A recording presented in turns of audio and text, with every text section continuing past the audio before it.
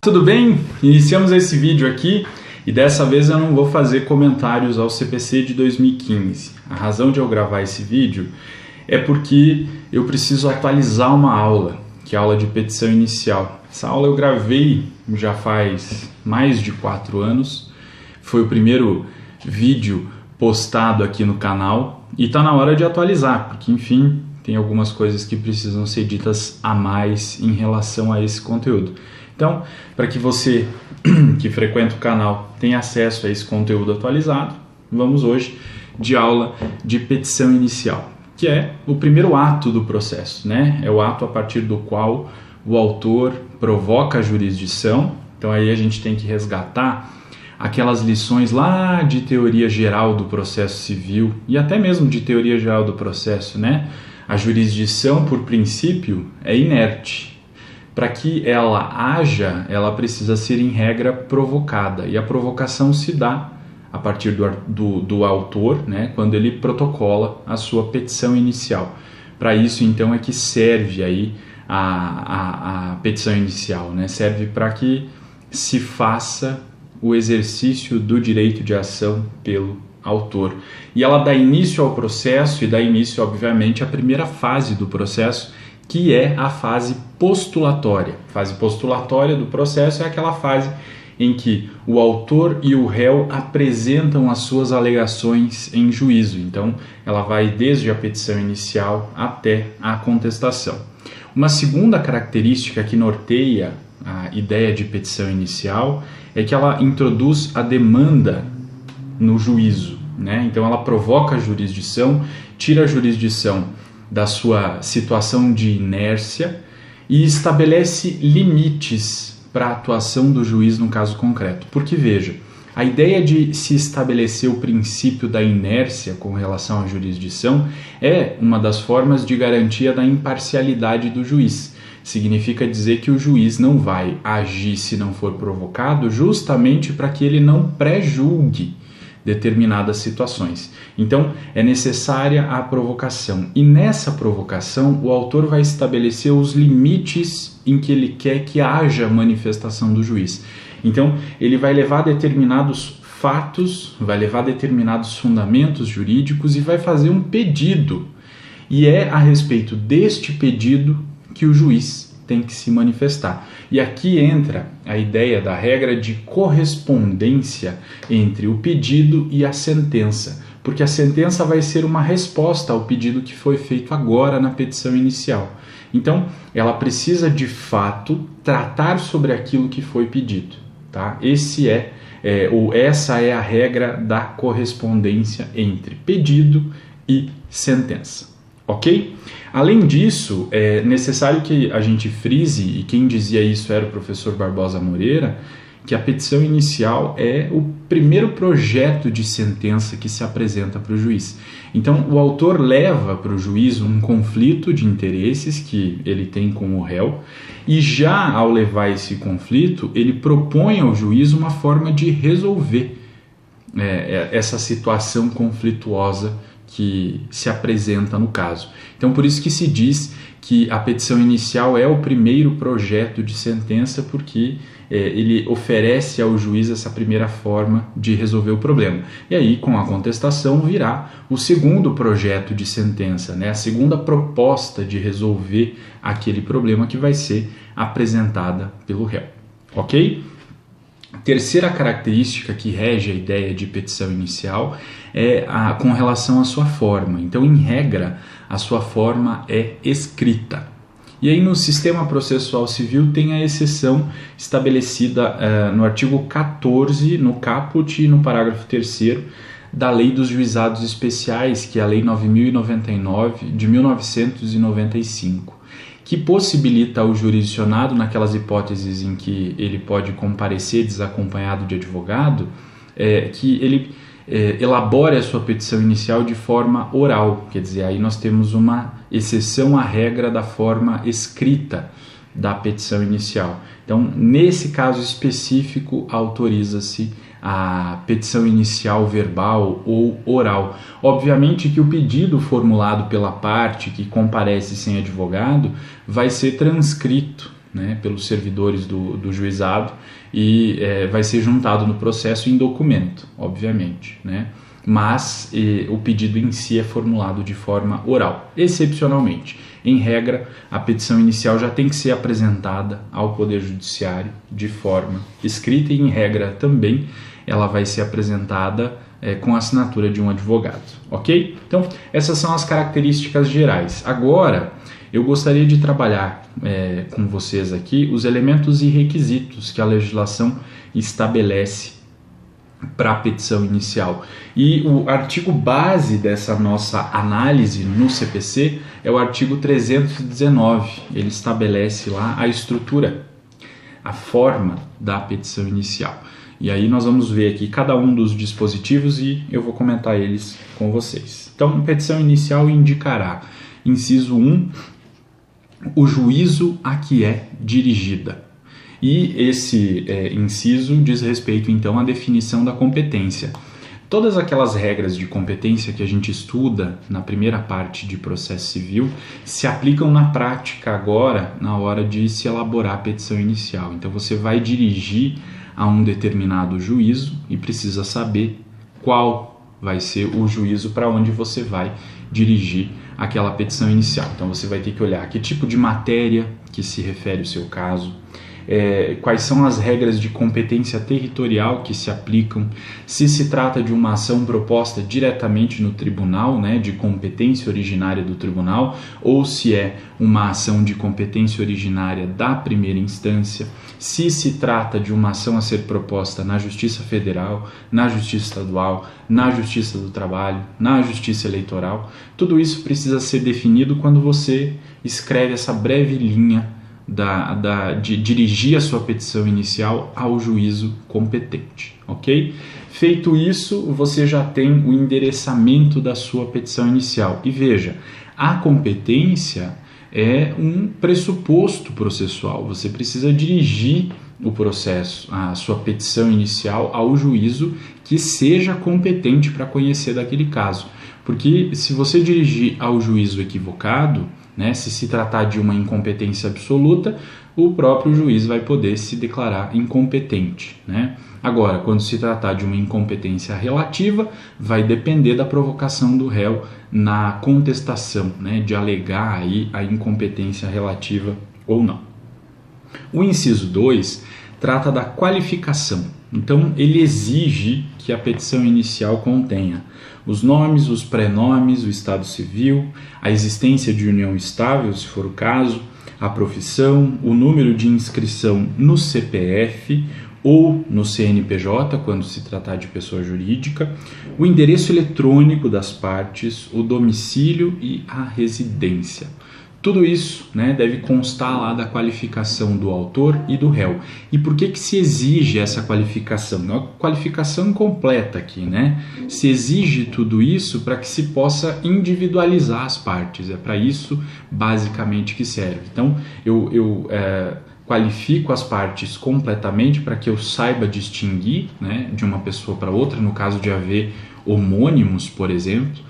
Então, muito embora o nome possa ser idêntico, os outros dados vão identificar aí as diferenças, vão indicar as diferenças entre os homônimos.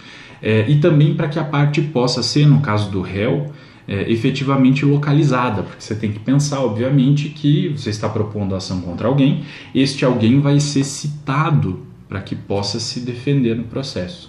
E para ser citado, eu preciso saber o seu endereço, né? Exige-se também agora o endereço eletrônico, porque como a maioria dos processos já se inicia na plataforma virtual, né? As empresas, por exemplo, a gente já sabe disso, elas são obrigadas, com exceção das microempresas e das empresas de pequeno porte, elas são obrigadas a manter um cadastro atualizado nos sistemas de processo eletrônico, a fim de que elas possam receber as comunicações processuais, citações e intimações por endereço eletrônico, por e-mail, né? Não há mais a necessidade, então, de envio de carta por correio ou de carta precatória e tudo mais.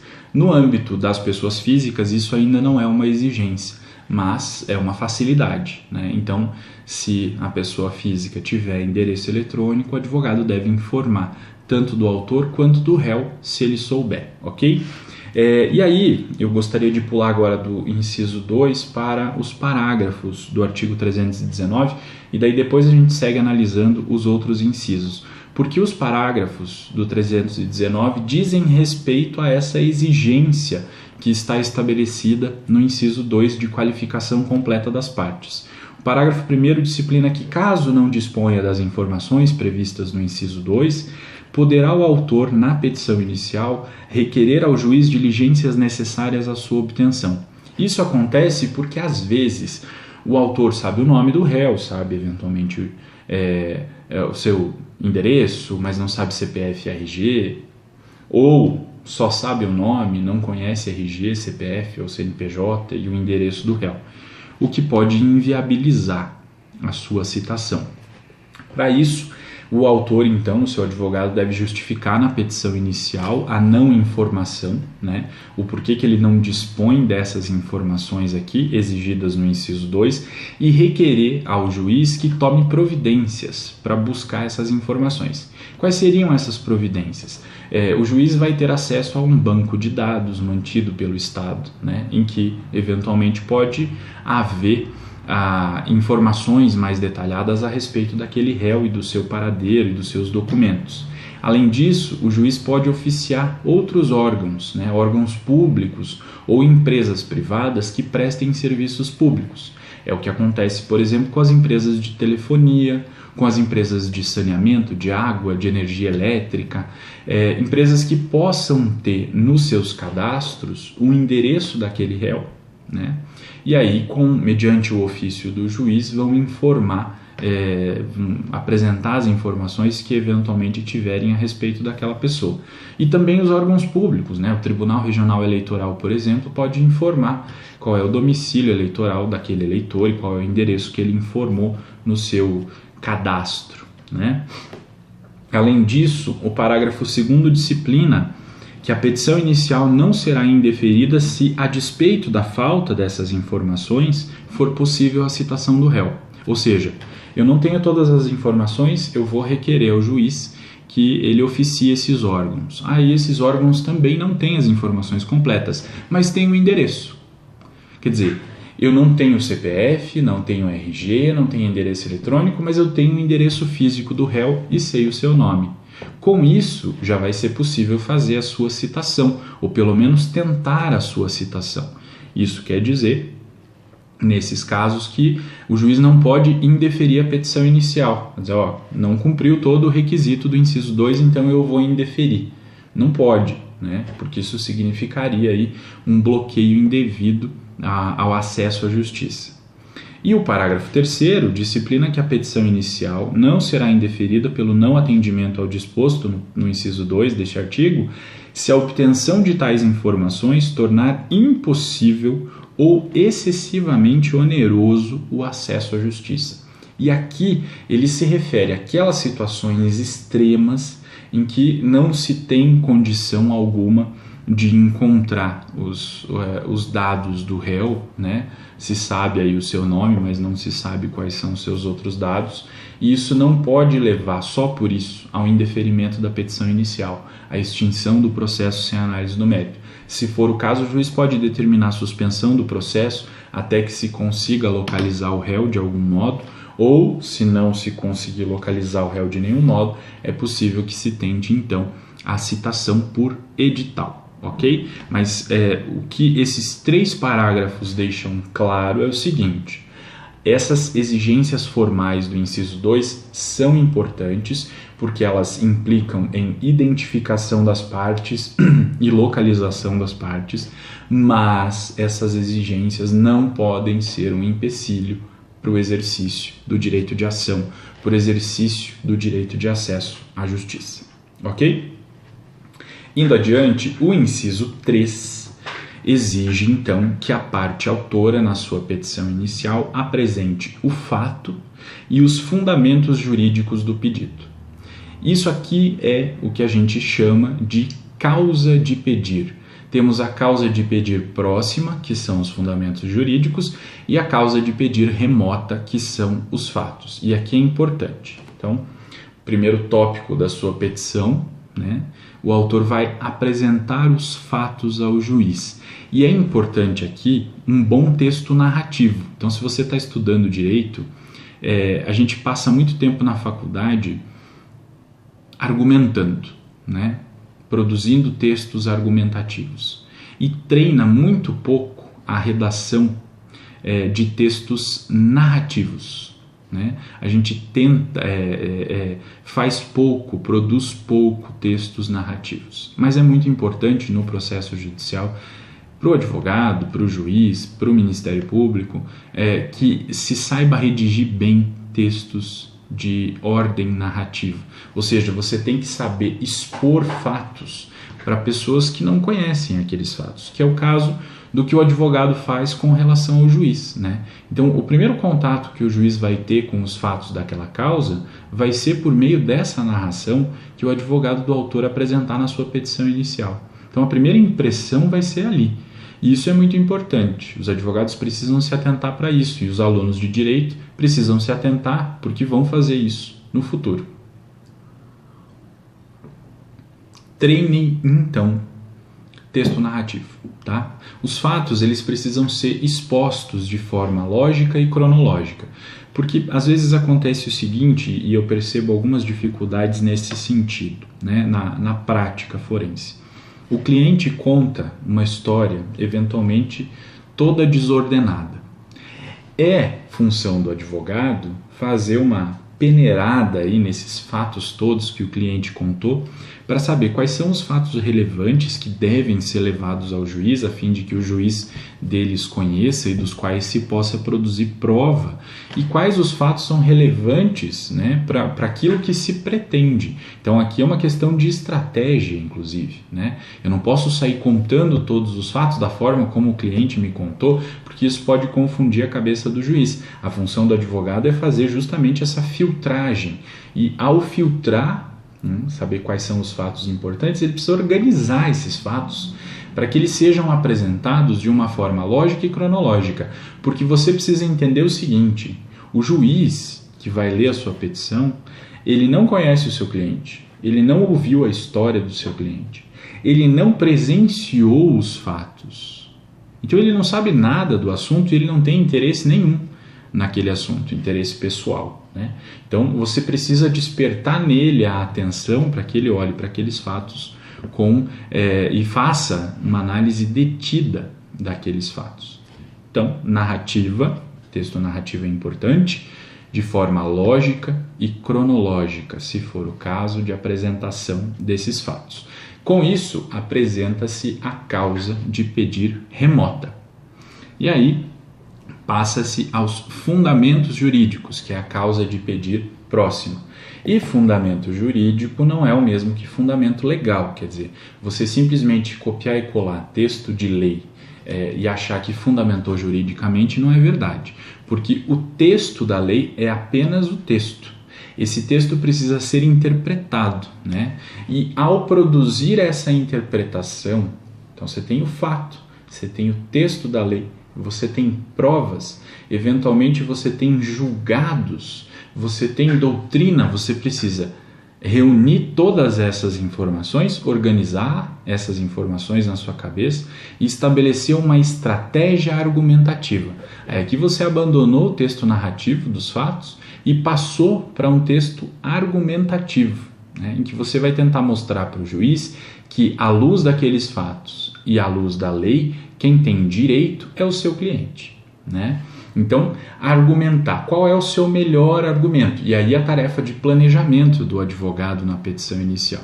Eu não posso simplesmente, diante de um caso, sentar no meu computador e digitar argumentos ao léu, como se o juiz tivesse o dever depois de organizar aquelas ideias todas. Não, o advogado já vai fazer isso na petição inicial. Quer dizer, ele vai programar a sua petição inicial, vai planejá-la de modo a apresentar esses argumentos de forma organizada. Então, os melhores argumentos e depois aqueles argumentos que não sejam assim tão fortes, né? Porque isso também pode acontecer. E resgatando, não se trata só de fazer citação de lei, ou citação de julgados, ou citação de doutrina. É preciso concatenar essas citações com o caso concreto, com as provas que você já tenha para demonstrar o direito do seu cliente, né? Então não é um amontoado de citações, inclusive nem se recomenda que se faça isso, né? Hoje em dia a ideia é se apresentar petições enxutas em que a argumentação seja contundente, né? Em que você apresente para o juiz ideias organizadas e uma argumentação bem feita, para que a análise do juiz seja uma análise mais qualificada. Porque também não dá para ficar exigindo do juiz decisões super bem fundamentadas quando os advogados não apresentam argumentos assim tão qualificados para provocar no juiz uma decisão mais qualificada, né? E aqui, uma coisa importante que a gente pode utilizar como um paradigma, não que seja um dever da parte fazer isso e nem mesmo um ônus da parte, mas uma faculdade que ela tem, né, de levar em consideração o disposto no artigo 489, parágrafo 1º do CPC, que trata da fundamentação das decisões judiciais. Aí você deve estar pensando assim, nossa, o professor está louco, porque ele está falando de petição inicial. Ele está falando de apresentar fundamentos jurídicos na petição inicial. E aí, de repente, ele menciona a fundamentação das decisões judiciais. São coisas diferentes? São coisas diferentes. Porque o 489, parágrafo 1º, estabelece uma série de deveres para o juiz. Dever de fundamentação analítica. Quer dizer, ele tem que fundamentar a sua decisão de forma completa. Agora, apesar disso, né, de estabelecer esse dever para o juiz, nós podemos usar as disposições desse artigo 489, parágrafo 1º, como um parâmetro argumentativo também para os advogados. Percebam, eu vou repetir isso aqui para que fique bem claro.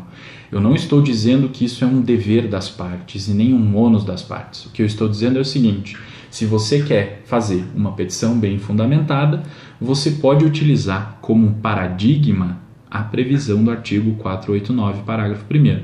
Por que eu estou dizendo isso? Qual é a razão de eu defender essa ideia?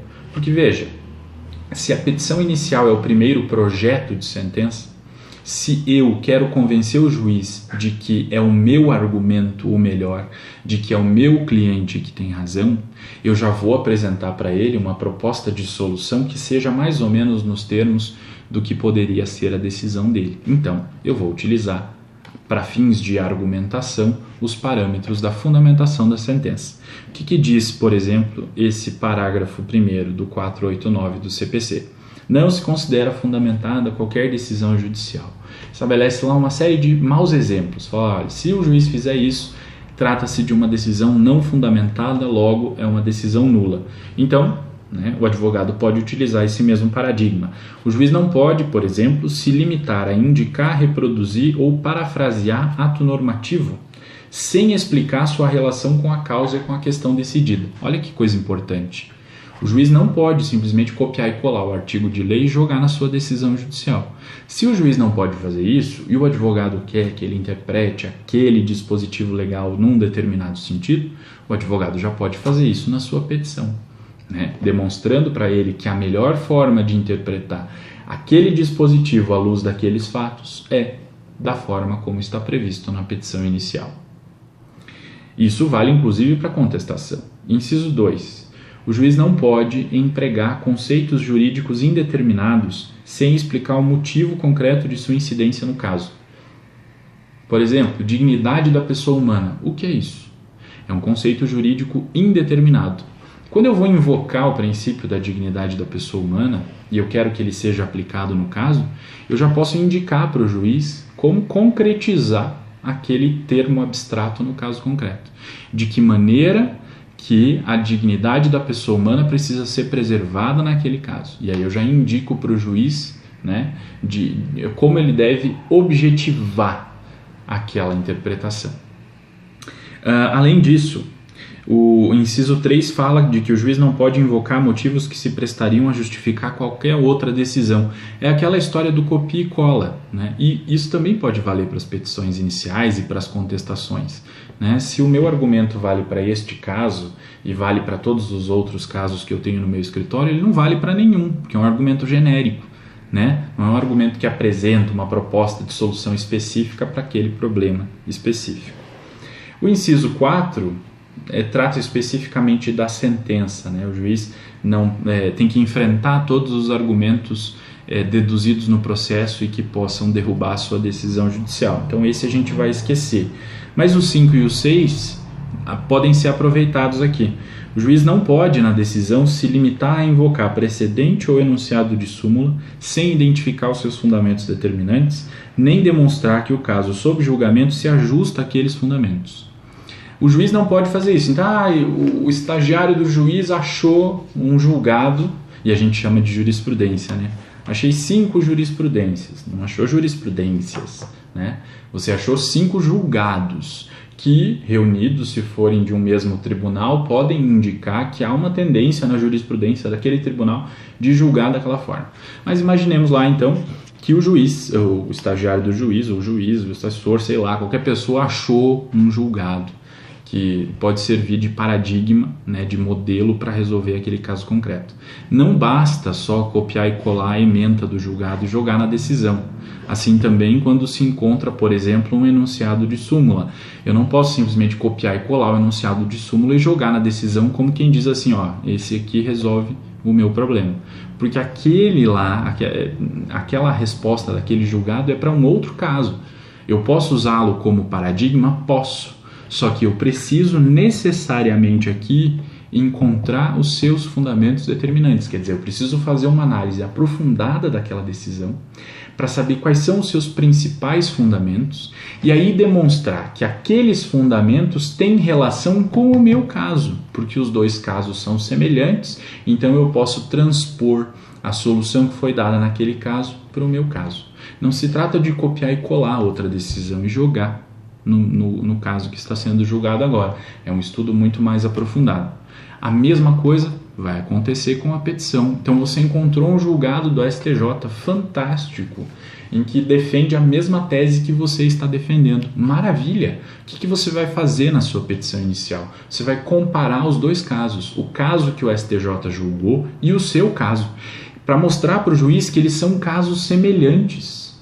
Com isso, depois que você mostrou que há semelhanças fáticas entre os casos, você vai justificar e dizer, olha, como há semelhanças, os fundamentos utilizados lá podem ser transpostos para cá. Os fundamentos determinantes de lá podem servir como um modelo para resolver este caso concreto aqui. A mesma coisa se você encontrar um enunciado de súmula. Você vai ter que ler todas as decisões que deram origem àquele enunciado de súmula, descobrir nela os fundamentos determinantes, fazer a comparação com o caso concreto, mostrar que há semelhanças e dizer que aquele é um bom modelo, então, para resolver o seu caso. Com isso, você tem uma fundamentação qualificada. E aí você não precisa ficar copiando e colando uma série de ementas de vários julgados, de vários tribunais. Isso tudo é desnecessário, porque ninguém lê isso também.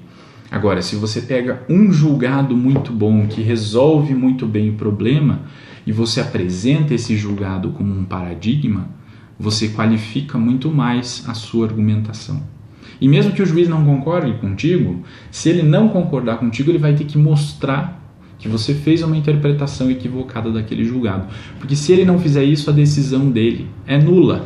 Veja, o juiz não pode deixar de seguir enunciado de súmula, jurisprudência ou precedente invocado pela parte, sem demonstrar a distinção no caso em julgamento ou a superação do entendimento. Ou seja, se você levou um julgado e disse, ó, aqui nós temos um bom paradigma, e analisou seus fundamentos determinantes e tudo mais, o juiz, mesmo que, se ele não vai concordar com o julgado, ele fala, não, a posição do tribunal aqui está equivocada, o meu entendimento é outro.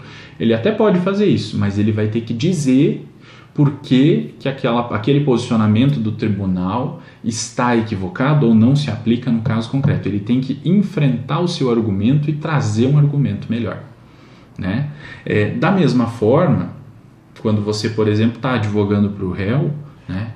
E o autor produz aí uma argumentação qualificada, trazendo um julgado, fazendo análise dos seus fundamentos determinantes, a sua função é mostrar que há uma diferença entre os casos e que aquele paradigma não pode ser aplicado neste caso concreto.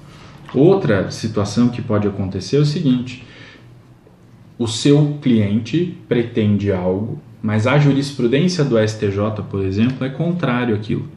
Só que você percebe no caso do seu cliente uma pequena diferença. E essa diferença pode implicar na não aplicação daquela jurisprudência dominante no seu caso concreto. E aí na petição inicial você já antecipa essa discussão. Você leva essa discussão para o juiz e diz o seguinte: olha, os julgados do STJ têm um entendimento diverso do que eu estou defendendo aqui. Mas aqueles julgados não podem ser aplicados no meu caso porque o meu caso tem diferenças com os casos que o STJ julgou. Com isso, você melhora a sua argumentação e tem mais chances de sucesso. Aí, né, feito isso, mencionando lei, doutrina, jurisprudência, você tem a sua fundamentação jurídica, mas todas, repetindo isso, para que fique bem claro, todas as citações que você for fazer, faça citações que tenham relação com o seu caso. Não faça citação só para deixar a sua petição mais bonita, maior, porque não fica mais bonita e se ficar muito grande, com coisas irrelevantes, ninguém vai ler, você acaba perdendo a credibilidade no seu pedido, ok? Além disso, o inciso 4 trata dos pedidos e das suas especificações. É possível que o autor formule mais de um pedido no mesmo processo, né? Que ele faça acumulação de ações.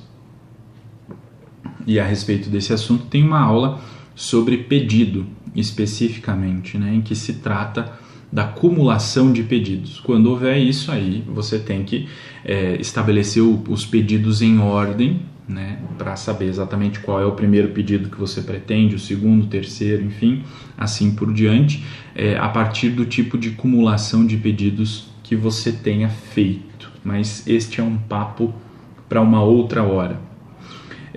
O inciso 5 trata do valor da causa. Só um detalhe a respeito do pedido que é importante destacar é o seguinte: o pedido deve ser um resultado natural dos fatos e da fundamentação jurídica, que se isso não acontecer, a petição vai ser considerada inepta, né? Então é muito importante que o pedido decorra necessariamente da fundamentação jurídica e dos fatos que foram apresentados anteriormente na petição inicial. Tem que indicar nos termos do inciso 5 o valor da causa, e os parâmetros para definir o valor da causa estão lá no artigo 292 do Código de Processo Civil. Esses parâmetros estão lá, é importante que você dê uma olhada. Nós não vamos ver agora cada um desses parâmetros, mas é importante que você leia com atenção esse artigo 292 aqui, porque a incorreção no valor da causa pode implicar aí numa alegação do réu, que depois, se o juiz acatar ou se o juiz corrigir de ofício o valor da causa, pode aumentar o valor das custas processuais e, eventualmente, se o autor perder a ação, pode implicar, havendo alteração também no valor da causa, em aumento da sua sucumbência, né? Porque no caso de o autor perder a ação, a sucumbência vai ser calculada com base no valor da causa. Inciso 6. O autor precisa indicar as provas com que pretende demonstrar os fatos que ele alegou. Olha só, aqui na petição inicial, geralmente, para quem já leu petição inicial por aí, no estágio ou na internet, deve ter percebido que é bastante comum que os advogados lá no final escrevam algo mais ou menos como: protesto a provar o alegado por todos os meios de prova em direito admitidos. O que é, com o perdão da franqueza, uma certa bobagem, porque é óbvio que se você vai pedir para produzir prova, você só vai pedir para produzir prova que seja admitida em direito, né? O que o código pretende aqui? Que o autor diga com quais provas ele pretende provar.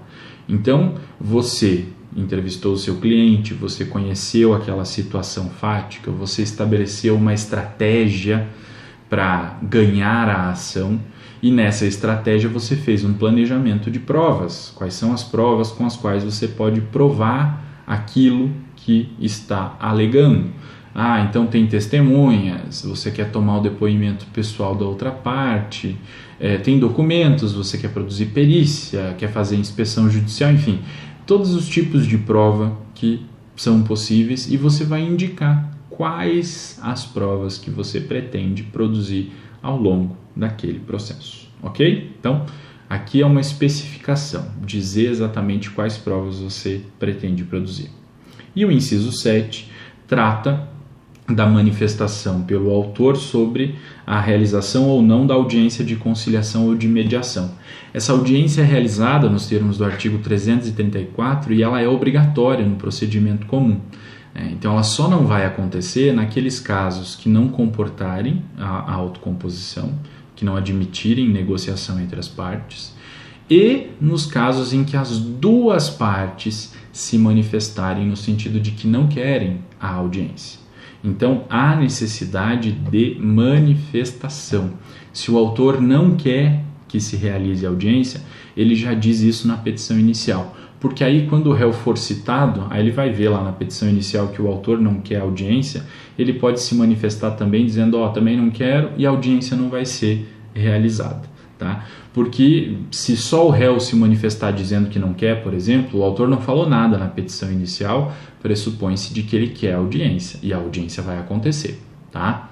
Então, muito importante aí, se não houver qualquer possibilidade de acordo, que o autor se manifeste nesse sentido já na petição inicial.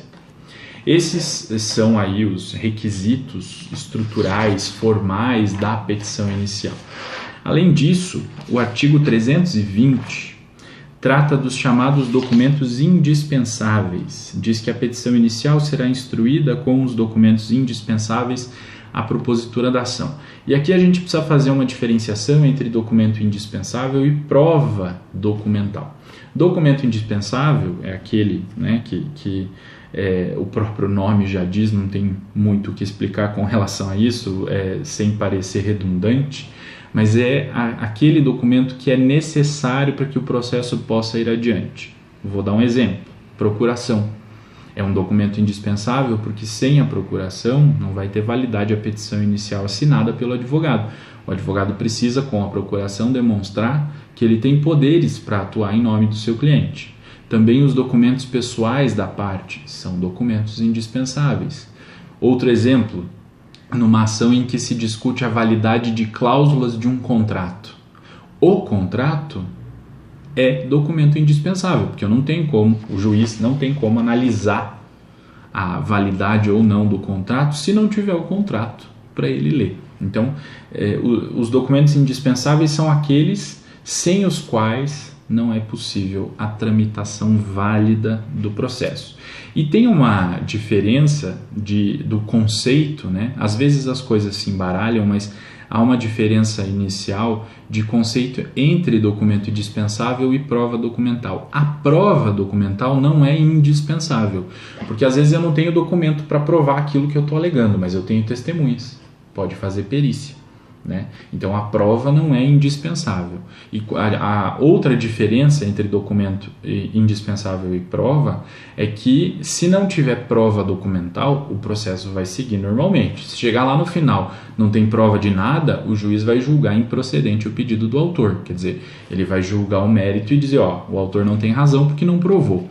Agora, se não tiver documentos que a lei considere indispensáveis, o processo não vai seguir. Né? E aí, não tendo documento indispensável, o juiz vai intimar o autor para que ele junte. Se ele não juntar, o processo vai ser extinto, sem análise do mérito. Ok?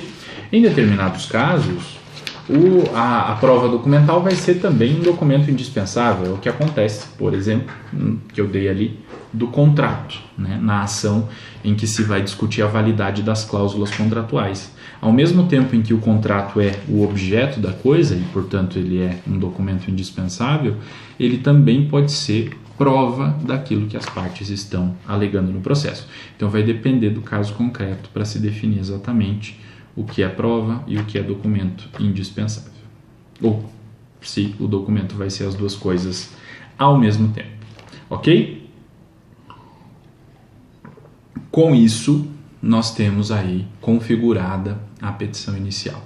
Petição inicial acompanhada dos documentos indispensáveis e, além disso, as provas documentais, porque o momento de produzir prova documental é com a petição inicial para o autor. O réu vai produzir prova documental na contestação, ok? Mas nós vamos abordar esse assunto, e abordamos inclusive lá na aula de prova documental, se você quiser dar uma olhada lá.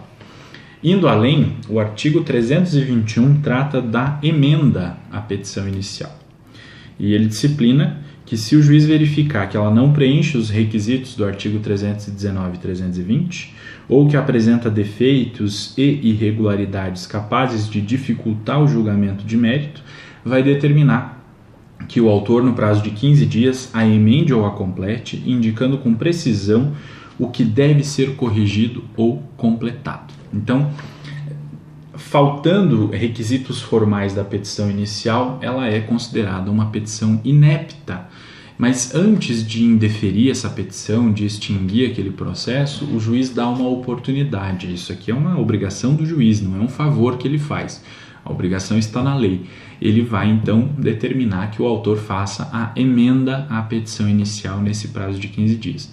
Na decisão, no despacho em que o juiz determina a emenda, ele precisa especificar quais são os defeitos da petição inicial. O que precisa ser corrigido, o que está faltando, o que precisa ser completado, tudo isso o juiz vai esclarecer aí nesse despacho, tá? E isso se dá antes da citação do réu. O juiz recebe a petição inicial, percebe que ela tem defeitos, manda emendar, aguarda o prazo da emenda e daí, se estiver tudo certo, o processo vai correr adiante. E o parágrafo único complementa para dizer que se o autor não cumprir a diligência, o juiz indeferirá a petição inicial. Mas veja, essa consequência do indeferimento, que vai levar à extinção do processo sem análise do mérito, é uma consequência posterior à tentativa de emenda. Primeiro tentamos emendar, quer dizer, primeiro eu vou tentar aproveitar aquele ato processual viciado, né, corrigindo o que seja necessário corrigir. Isso acontece por força da regra da sanabilidade dos atos processuais viciados, que a gente estuda quando estuda sobre nulidades, lá em processo civil 1 ou em teoria geral do processo, né? Tento aproveitar o ato viciado, corrigindo os seus defeitos, e depois, corrigidos os defeitos, o processo segue dentro aí da lógica da primazia do mérito. Lembram disso? Primazia do mérito significa que nós vamos tentar chegar, sempre que possível, a uma decisão de mérito, né? De modo que o processo resolva o conflito, porque a decisão que extingue o processo sem análise do mérito, como é o caso da decisão que indefere a petição inicial, é uma decisão anômala, né? Cria aí um processo anômalo em que não se resolve o problema por conta de um vício formal. Pois bem, veja, a petição inicial vai ser indeferida por uma série de motivos aqui que estão previstos no artigo 330. Quando a gente fala em deferimento da petição inicial, nós estamos falando de uma sentença que extingue o processo sem análise do mérito. O que isso significa? Significa que, por conta do defeito formal, o juiz não pôde analisar a quem pertence o direito material naquele caso. E é justamente nisso que se diferencia a sentença que extingue o processo sem análise do mérito da sentença que extingue o processo com análise do mérito. Porque aí, quando se trata de uma sentença com análise do mérito, se o juiz decide a favor do autor, ele julga a ação procedente. Se ele julga a favor do réu, ele vai então julgar aquele processo ou julgar aquele pedido do autor improcedente. E aqui você já pode então gravar essa terminologia. Sempre que você verificar aí numa situação que foi julgado procedente um pedido, você sabe que se trata de uma decisão de mérito. Por quê? Porque o juiz analisou a quem pertence o direito material e, nesse caso, disse que o direito material pertence ao autor. Agora, quando ele julga improcedente, ele julgou o mérito e disse: o autor não tem razão, quem está com a razão, o direito material é do réu, ok? Agora, Quando se trata de extinção do processo sem análise do mérito, como é o caso do indeferimento da petição inicial, não tem nada disso. O juiz não disse a quem pertence o direito e não disse porque havia um defeito formal grave que levou à extinção do processo. Quando que a petição inicial vai ser indeferida? Diz o inciso 1, quando ela for inepta. O que é uma petição inicial inepta? A resposta está no parágrafo 1º do artigo 330. Considera-se inepta a petição inicial quando 1. Lhe faltar pedido ou causa de pedir. Lembram dos elementos identificadores da ação? Partes, pedido e causa de pedir, né? Então, além das partes, eu preciso apresentar fatos e fundamentos jurídicos, porque compõem aí o conceito de causa de pedir, né? Então, se falta isso, é inepta a petição inicial. E pedido, eu tenho que pedir algo especificamente, né? Então, é necessário que o meu pedido em regra seja certo e determinado, como você pode ver lá na aula de pedido. E aí, né, se isso não estiver adequadamente previsto, o juiz vai mandar emendar a petição inicial. Se não for feita a emenda, ele vai julgar inepta a petição inicial, extinguindo o processo sem análise do mérito. 2. Quando o pedido for indeterminado, ressalvadas as hipóteses legais em que se permite o pedido genérico. Então, a regra é a seguinte: o pedido precisa ser certo. Eu tenho que dizer o que eu quero. E além disso, a segunda regra é que o pedido precisa ser determinado. Eu preciso dizer quanto eu quero. E essas regras, né, a do pedido certo está lá no artigo 322 e a do pedido determinado está no artigo 324. E tem algumas exceções no parágrafo 1º do artigo 324, dizendo, é possível o autor formular pedido genérico ou pedido indeterminado, que é aquele em que ele diz o que ele quer. Eu quero uma indenização por danos morais, eu quero uma reparação por danos materiais, mas ele não diz quanto quer. E isso só vai acontecer excepcionalmente nas hipóteses do parágrafo 1º do artigo 324. E você tem mais detalhes a respeito disso lá na aula de pedido, que você pode ver logo em seguida a essa aula aqui de petição inicial, né? As hipóteses em que se pode formular pedido indeterminado estão lá previstas. Se o seu caso não se aplica nenhuma daquelas hipóteses, você precisa dizer o quanto você quer. Se você não fizer isso, a sua petição vai ser considerada inepta nos termos aqui do artigo 330, parágrafo 1º, inciso 2. Vamos para o inciso 3. Quando da narração dos fatos não decorrer logicamente a conclusão. Aquilo que eu falei lá na elaboração da petição inicial.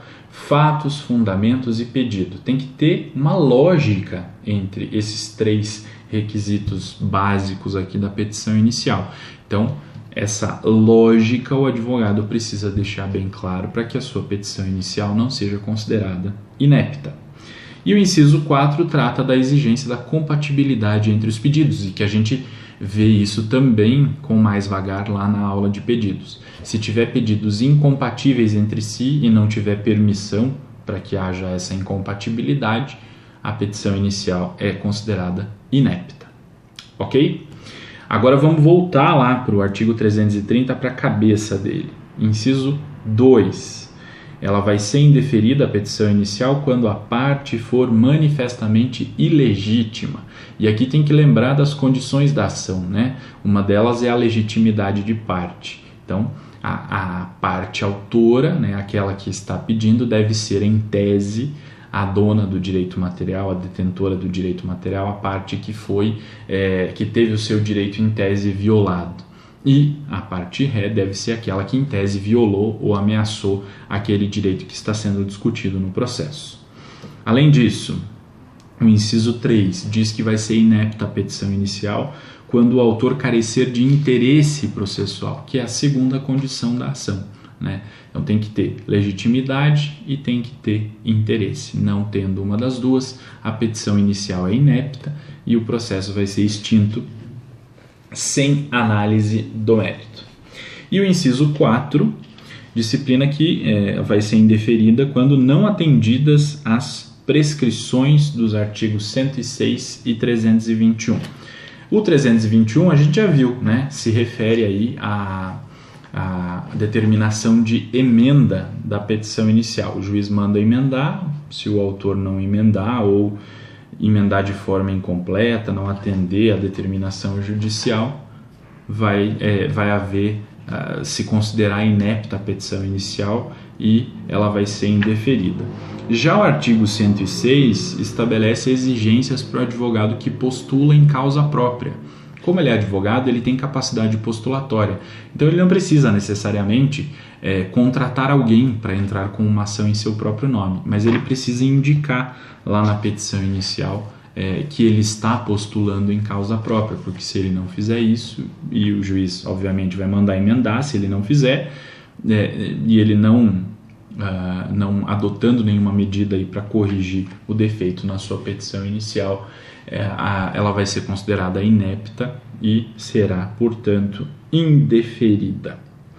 O parágrafo 2º do artigo 330 disciplina que nas ações que tenham por objeto a revisão de obrigação decorrente de empréstimo, de financiamento ou de alienação de bens, o autor terá, sob pena de inépcia, discriminar na petição inicial, dentre as obrigações contratuais, aquelas que pretende controverter, além de quantificar o valor incontroverso do débito. O que significa isso? Nesses casos específicos aqui, ação em que vai discutir empréstimo, financiamento ou alienação de bens, o autor precisa indicar de forma bastante clara na sua petição inicial quais são as parcelas daquele contrato que ele quer discutir, que talvez não sejam todas, então ele precisa especificar quais são os objetos de discussão.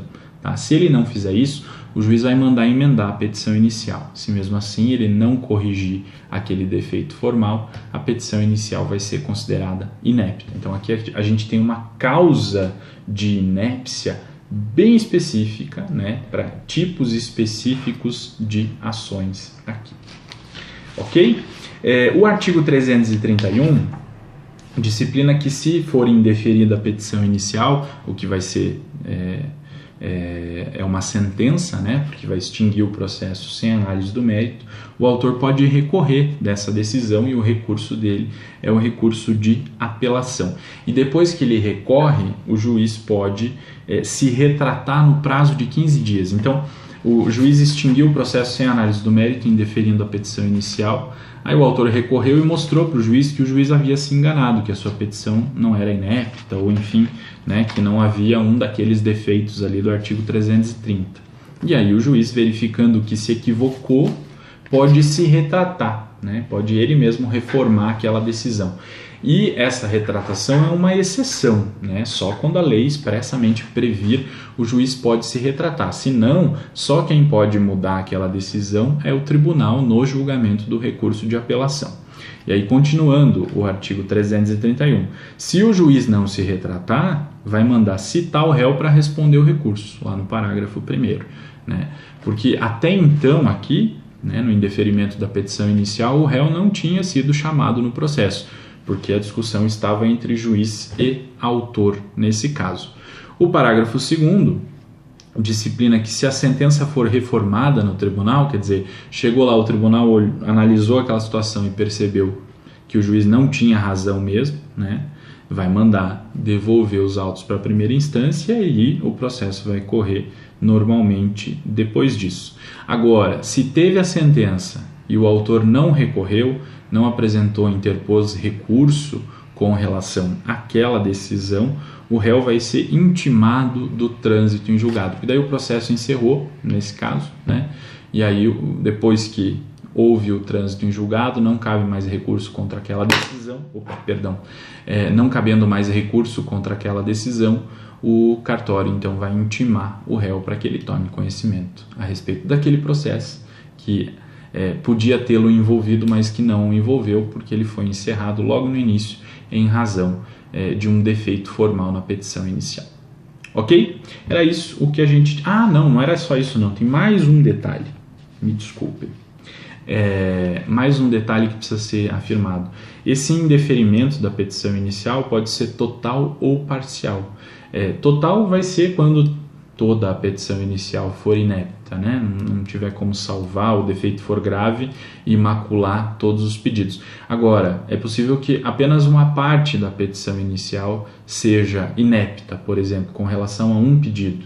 Aquela parte vai ser indeferida, aquela parte vai ser extinta sem análise do mérito, mas o processo vai correr com relação às outras partes. Por isso que se fala em indeferimento parcial da petição inicial. E aí, quando acontecer indeferimento parcial, o recurso cabível contra a decisão não vai ser o de apelação, vai ser o recurso de agravo de instrumento. Ok? Agora sim, era o que eu tinha para falar com vocês a respeito de petição inicial. Nós nos vemos na próxima. Até mais.